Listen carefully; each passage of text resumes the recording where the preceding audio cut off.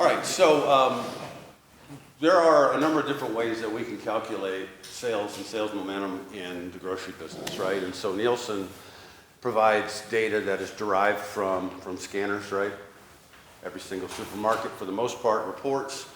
And what you see here is that this is a dynamic growing business, right? The Kiwi business is growing. What they do not do is they do not break out gold versus yellow or golden, right? Or pardon me, gold versus green.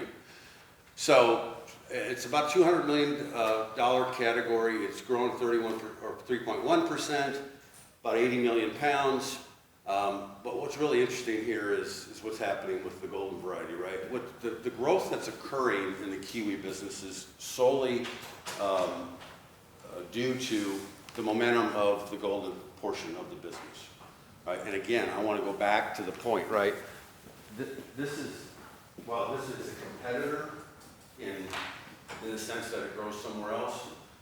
This is your best friend, okay? The more they do, the more people buy golden kiwi, the better off our business would be here locally. What is it? So this is the Zespri G3 product. And so what we need to do is have more people eat kiwi, right? That's just a fact, right? And they're helping get that done. So Yeah, I bought some at the grocery store recently, and it was like, I mean, I eat green kiwis all the time, but I got this gold kiwi maybe for the first time. It was like one of the best fruit I'd ever eaten. Yeah. yeah, they do a tremendous job. And as David mentioned earlier, very few people, this is one of the categories we call household penetration, right? It's very, very low on kiwis. So whereas, bananas are 90% plus, strawberries are 90% plus, kiwi is around that 25-30% household penetration rate. So with that, right, you see that it's about $200 million category at retail, but what they do not calculate is club, right? So Costco, Sam's, a company called BJ's on the East Coast, do not report. So this is not all of the kiwi that's sold in the United States. This is just a trend line for us to talk about. All right, so when we look at California, right? And so the window for production here is very, very important, right? Because California doesn't really effectively pick until October and doesn't really get to market at the best till middle of October. This product comes off in September locally, and this fruit, when it was picked, right? Pretty much May, right? Yeah, April, May, June. Yeah. Right. So this product is 5 months old, right? So which tells you the storage capability of this particular variety.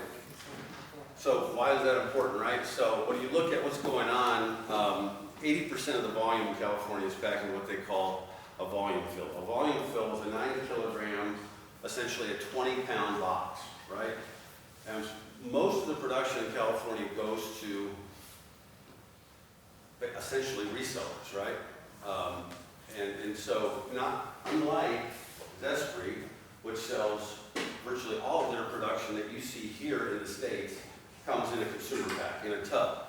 If you look at what's happening out in California, the 26% of their production is in a 2-pound tub, okay? Which is what you see here.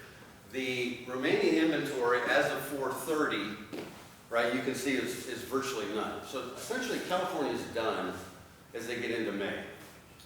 New Zealand starts, and then again, you have this window, right? And this is important because the motivation from a retailer's point of view to support a local crop is going to be what? Is going to be freshness, right? It's going to be first to market. It's going to be 5-month-old fruit versus recently harvested fruit. Kiwis have a very complicated sizing system. And so essentially what this says is that the smaller the number of a size, the bigger the fruit, right? So a 20 is bigger than a 45, right? Or a 30. But you get a little bit about what's unpacked there. And then we'll talk a little bit more about the harvest window, right? Which we discussed, New Zealand and Chile. And then you've got this California harvest time, and then you've got this anywhere from 3rd or 4th week of August to the end of September to pick locally. Goes without saying, obviously there are 25 to arguably 30 million people between the three major metro markets, North Texas, Houston, and San Antonio, Austin, right? So lots of local people to buy your kiwi. I think the key point here that SFA offers, and experts like Clint and Tim, is all of the intricacies that are involved in commercial production, right? Food safety, quality control, certifications, being able to do traceability, have the appropriate infrastructure in place so that you can adhere to the rules of the retail supermarket grocery channel, right? Because they all require it. You can go to the farmer's market and sell your fruit, there's nothing wrong with that. But if you want to do real, actual, large-scale production, we need to be able to sell to retail grocery, right? So here's the size curve, right? If you look down the left-hand side, you can see everywhere from 18 to 45s. This was California's pack out at basically the end of August, and so what are we really looking at here? And what you can see is that the bold numbers on the right-hand side, this says it's the sweet spot. Most of the production is in the middle, right? Not surprisingly.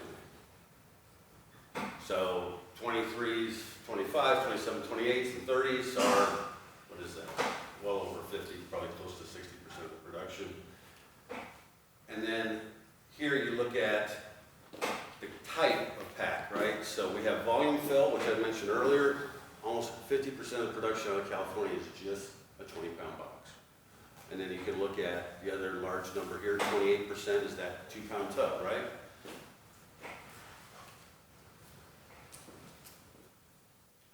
And then this shows you production trends in California, right? So it's all over the board. You can see going back to 2010, good crop in 11, much smaller crops in 13, 14, 15, you can see, and then 17 and 18. Now, what's interesting here, and the point is that there's fewer acres of production of kiwi, but yet the production is greater as it relates to tonnage. And because they're getting far more efficient in terms of what they're doing, there's fewer growers, fewer acres. The guys that are still in business obviously know what they're doing, right? And you saw some of the pictures that David showed earlier, shade cloth, misters. The amount of dollars that is going into some of these operations is really staggering. The money at the end of the day that you charge for this golden fruit is significantly more than you charge for the green fruit. All you have to do is go to the supermarket, look at what they charge for it, you can figure 50% of that is what they're paying for, okay? So,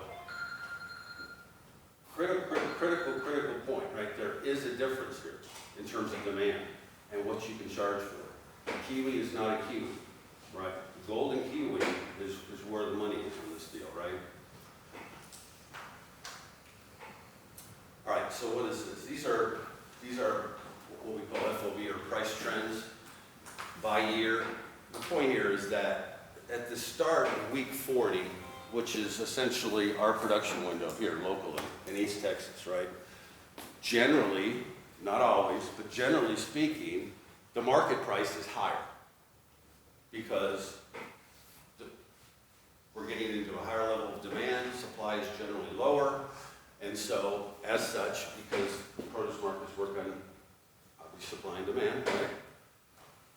So your price is better at week 40. Now the price, generally speaking, it just depends on the year. Every year is different. Some will go up, some will go down. But I think for us locally here in East Texas, you have the opportunity to price at a premium because you are local, right? And so local is, and we'll talk a little bit about this in the subsequent slides, but local is critical. Local is more important than organic, right? Retailers are interested in selling local crop. It is a big deal, right? They want to be able to say, I'm supporting Texas growers. Now, at the same time, they're going to tell you, and I'm not going to pay an arm and a leg for it, but I want to support the local guy. Sure. Point of clarification, on the previous slide, all of those numbers are, since they're combined, that's pretty much totally green, right? So this would be, I don't don't know, production-wise, what do you think out of California? The golden crop is less than 10% probably? Gold is way less than that. Yeah. So it's close to zero, basically. So when you talk about this, I mean, these are gross trends in kiwi, all kiwi. And then again, these are volume fill equivalents. So that number is how many 20-pound boxes or equivalent 20-pound boxes came on. All right, some other numbers real quick. Export is not a significant portion of the domestic business. Surprisingly, you can see the largest market for export for kiwi out of California is Mexico, which I thought was interesting. Certainly not what I would have expected. You can see where I've got parentheses in there. Those numbers are lower than they were the year prior. Now this is just through April. They're not complete. But prices are a little bit lower this year for export, and you can see what it is as it relates to volume at the bottom. So it's a good storage crop if you can get it off at the right bricks, not too late, and store it appropriately. You'll have some shelf life for kiwi. Well, why is Mexico using it? Why is Mexico a larger export market? Yeah. Yeah. So We ship it there? correct. Yeah, California ships the largest export market for California kiwi is Mexico. Correct. Mexicans eat it. Oh, yeah. That's 100 million people live there. Good. Isn't that America? And there's one. Yeah, and you know, I don't know, but I'm going to take a wild guess, and I think I'm probably pretty close. A lot of this is related to the ease of the logistics and dealing with Mexico. You don't have to put fruit on the water. You don't have to deal with some of the other challenges that go on with shipboard freight and containers and things like that. So, Another comment on that Mexican market is also that California is able to sell a product we call a fan or a flat, which is actually a misshapen in our class 2, but for some reason, due to market receptivity, they think it's an acceptable product, which it's really win-win for the California grower. They can send their class 2s to Mexico for free. interested. They like the fan too. Yeah, that's right. Otherwise, that fruit would be just rejected, right? Definitely be worth less than a reject. So, it goes without saying, but I think everybody's aware. If they're not, we'll just very quickly run through this. But you know, this fruit is an absolute rock star as it relates to the various attributes from a nutritional point of view. Key one being vitamin C, right? So, I mean, one kiwi is all the vitamin C you need for the whole day. It has that much vitamin C. Some other things regarding potassium, vitamin C, vitamin E, and K, which are unique vitamins to have. And then you can see the facts here as it relates to a single one fruit, right? It's only 42 calories. So there's a lot to be said for kiwi as it relates to how benefits for a consumer. All right, so I want to go back to and wrap up here with just a little bit about what's going on in the marketplace. So Zespri goes to market through neither here nor there, but they have an exclusive sales company that works on their behalf in the U.S. that does primarily imported product. This is what they invest in terms of trade shows, and so we have, for instance, at HEB, right? We'll have an expo where we have every single produce manager come through. This is what Zespri does to help educate those produce managers. It is off the charts, first class, best in class, and you can see the amount of investment that the New Zealanders are putting into the kiwifruit industry. Not to be outdone, the Mighty brand, which is primarily, virtually exclusively a chili in the off-season, and then a California product in the domestic season. Very similar model in that they're branding kiwi as opposed to selling it just in a bulk box. They're going to sell it to you in a tub, they're going to brand it, and then they're going to have a story that they can tell on the package, right? This method of retail distribution is relatively new. You know, kiwi is generally sold bulk, right? In the back of the department, in the tropical section, it was hard to find.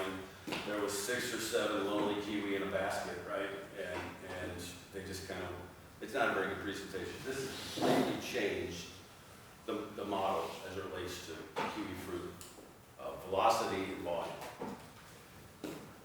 As you further east you go, believe it or not, you will find kiwi from Greece, from Italy, and it's a significant source of product on the East Coast. This is, not surprisingly, you can tell, right? Zeus, pretty creative name for a Greek kiwi.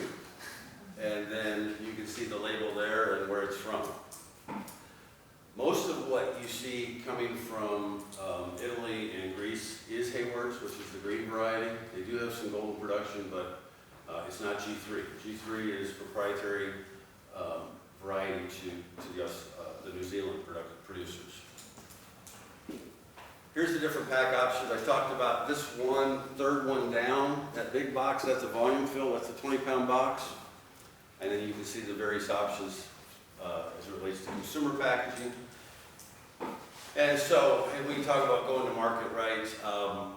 Texas Gold, whatever this group, if you choose to operate as a group, chooses to brand, these are the considerations, right? Is grading and the standards as a producer that you're going to have to adhere to and define and declare, right, to customers. Quality control, traceability, harvest procedures, all these things that y'all do if you're in the business. If you're in ag, none of this is a surprise to you, right? But I think it's important. Some of you are further down the road than others in terms of where you're at on the kiwi journey. At some point you want to sell your fruit, right? You want to get paid for it. And you want to be able to reinvest in whatever facilities you have. These are some of the things that, all but some that will need to be considered. Sir? What about packaging and storage? How do you store it? So this product, generally you can store kiwi at most produce storage facilities will have different temperature zones depending on the fruit. Like papaya, you can't store anything less than like 55 or you kill it.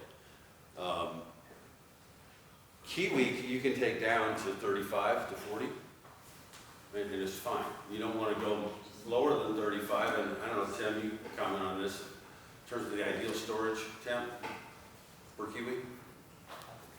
Probably been more better than I. 35 degrees and 90% relative humidity for such. So when you harvest it, you put it in a cooler. Correct. Yes. You don't leave it out. It just depends on what you're going to do with it, right? If you have a home for it, you're going to move it, but most of the growers in California are going to volume fill, put it in a box. They're going to sell it to a reseller. The reseller or the repacker, for the most part, not exclusively, is going to put it in what Clint said, right? 35 degrees, 40 degrees, very high humidity environment, so that you don't degrade the product and the product's still respirating, right? So you want to be able to have some You humidity. said something a while ago about it staying 6 months. So you're picking the fruit at a lower price than it's going to be for consumption. So it's a climatic fruit that will ripen in storage and when it's pulled out of storage. So you're picking a very hard kiwi that hasn't transitioned fully. And then from that point, if you can arrest the ripening with cold temperatures, you can store it for a period of 4 to 6 months, depending. Green stores a little bit better than gold. So you pick it according to your market. No, you pick it at an optimum harvest window. So there's an optimum maturity index for the harvest. Then you have your inventory in a cool store facility, and you're monitoring that while also taking in orders from your distributors. And then you're making an informed decision about how you deliver that product to them. It's not like a peach where we can just shovel it right to the consumer immediately. You don't do that. Now, there's conditioning, there's storage issues. California, for example, puts a lot of fruit into CA, which is unusual compared to the New Zealand model, which uses conventional, which is cold air and high humidity. Controlled atmosphere storage has been a good tool for the green. I don't recommend it for cold. So there's a whole part of science, I suppose, to understanding how that fruit behaves and getting it into the consumer and drug condition.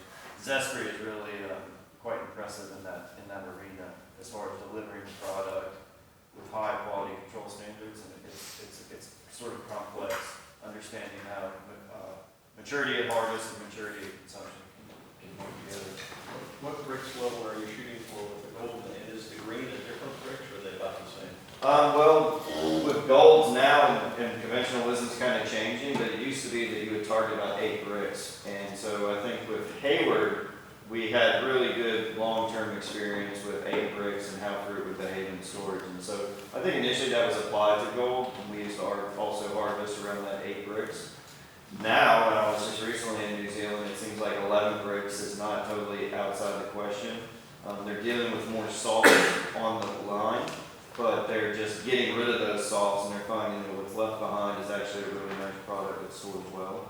So each variety of gold is going to have its own little idiosyncrasies.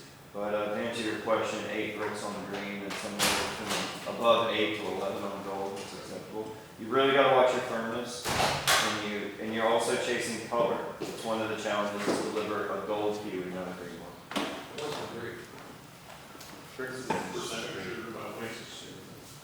Yeah, pretty sure. So they call it dry weight too. So, I think, David, you picked that. What bricks this year did you pick? 8, yeah. All right, so wrapping up here, just what did we talk about, right? Market timing, market access, local, a little bit of a head start on California, the harvest window, 25 million plus consumers within easy shipping distance. The word locavore is a real word, believe it or not, and it applies to a really significant number of consumers who prioritize local over product that's produced elsewhere, particularly product that's imported, whether that's due to what they call carbon footprint or any number of other issues. We're just supporting the local grower. Talked about growing practices, variety selection. I think that it's really exciting what is coming down the pipe in terms of the opportunity to work with some of these other varieties. David mentioned 6 from quarantine, but there's more in quarantine that are coming out. I don't think red is going to ever be a thing for us here, at least not in the near term, as much as we would like it just because of our weather. But some of these are very much about our weather, right? And we're chosen based on our chill hours, our soil composition, the amount of rain that we get, and the heat that we have, right? So I want to commend David and the work that Dr. Creech is doing with Miko Asia to